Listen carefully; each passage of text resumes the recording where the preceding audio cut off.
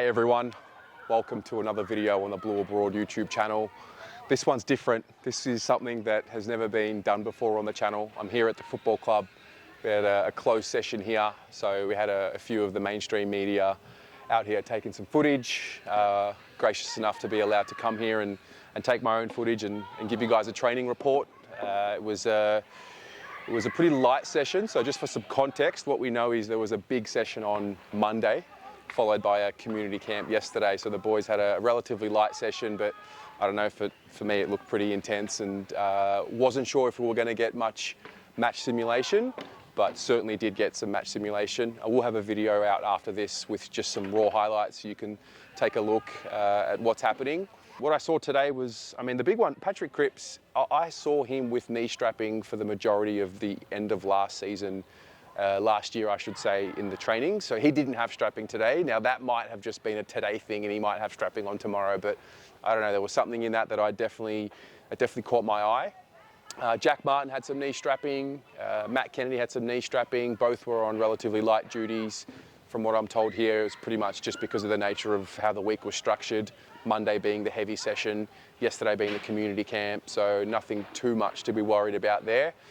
I've got to say, it's a pretty full list out there today. I was curious to see maybe we might have some train-on players because there is the upcoming deadline, but has been confirmed again, really, that we'll be going to the mid-season draft if we need to, and we want to have a look at the first couple of rounds and see how the season plays out before making a decision. In my mind, I'm thinking, well, first of all, you don't know what's going to happen. You don't know how the other teams are going to be playing against us, what narratives around the season will unfold. At the moment, we don't have Jacob Wiedering. We know that he won't play in the opening round. So, we'll be shuffling some players around there. Marchbank looks to have a bit more of an increased responsibility, maybe Lewis Young, and then obviously Jack Silvani being the one that's going to miss the season. So a few other little bits and pieces. Didn't see Sam Walsh today. Was told it was just, again, because of the nature of the week that has been. Corey Durden, Caleb Marchbank, and Matt Kennedy did some laps.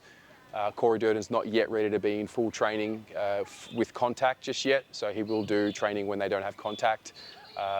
Matt Cottrell had his knee strap, but again, nothing to be concerned about there. If I had to pick some standouts, I've been hearing Billy Wilson's name a lot, and it was good to see him in action. He did a little bit to the side early on in the training session and then got involved a little later. He looks young, he looks raw. We seem to have some pretty seasoned bodies out there.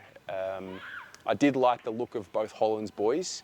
With Ollie, he looks to be right in the thick of the contest, and without having Sam Walsh there, one thing I noticed was you feel it, you see it. I've come to training sessions where Sam Walsh has been there, and for him not to be there today, you feel the impact of that because he's so vocal, he gets a lot of the ball, and he's just such a presence. So it looked to me that Ollie Hollands stepped up in that absence per se, and he seemed to be a lot of the time around the contest on the inside, which that could be something for him long term. Get some reps in now. I don't know if he's going to be an inside midfielder this year, but I think in the long term strategy for Ollie, you would assume that that's going to be part of what his game will be moulded around. Don't want to put too much hype around because it is only pre-season and they are only playing against each other, but Elijah, I just get drawn to him, the nature in which he trains, his voice, his presence, the way he goes about it. It's very exciting. We're obviously going to miss him for the first couple of games due to the suspension, but he's one that caught my eye. Jesse Motlop. Last year I was a bit hesitant to put too much pressure on him because he was a second-year player. I don't think that's going to be an issue this year. He looked, from the little bits that I saw of him, it was more his ability to intercept and read the play than what it was when he had ball in hand. So that looked today anyway to be a feature of his session.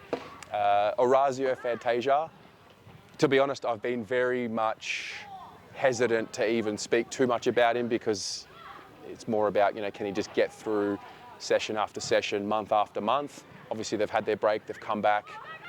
He just looks good. He's a good footballer, he's a clever footballer. The boys seem to get around him when he does good things. And and I think the other one, Zach Williams, is he's clearly a class above see him running around, yelling, he's got a smile on his face. So behind me, I mean, the session's pretty much finished. It's pretty cool to see what happens after a session. You know, a lot of us, we don't really know what happens at training generally, who's doing the extras.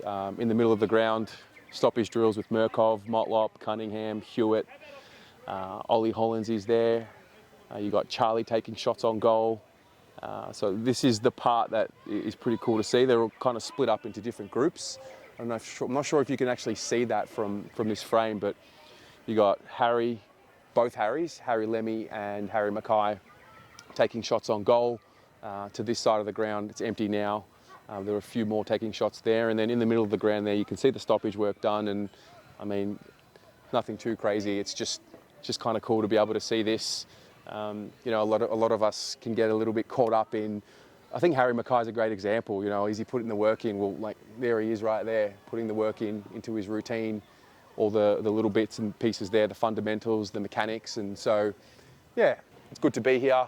I think this is pretty symbolic. You know, obviously I come to open training sessions like all of us, so to have the opportunity to finally get here in a closed session where you see the mainstream media here and it's probably 15 or so people here is a privilege, something I'm really grateful for, and something that, you know, obviously want to share with you who are watching to be able to give you some insight. It's a symbolic part of the journey, you know, to earn the right to get to come here and hopefully be able to come to more of these closed sessions throughout the year and give you guys some insight. But yeah, that's it for training today. I've got a chat with John O'Barook as well, who was here with me earlier, so we'll have a video up with that. But otherwise, enjoy the rest of your day. Next week we've got the practice match or the match simulation against the Cats. Don't forget, the AGM is also on the Thursday. If you want to get your vote in, make sure you get your proxy vote done. There's a video on the channel which explains exactly how to do that. And then next Thursday we'll be here 11 a.m. to watch the game, and then the fan cams will be happening from 7 p.m. So if you can't get to the game, you're going to watch it at home, watch it, take your notes, and then 7 p.m. we'll get up on the fan cams from the studio and we'll talk about the game, talk about the AGM, we'll get the results in from the resolution, and we'll go from there. Reporting from IKON Park, go Blues.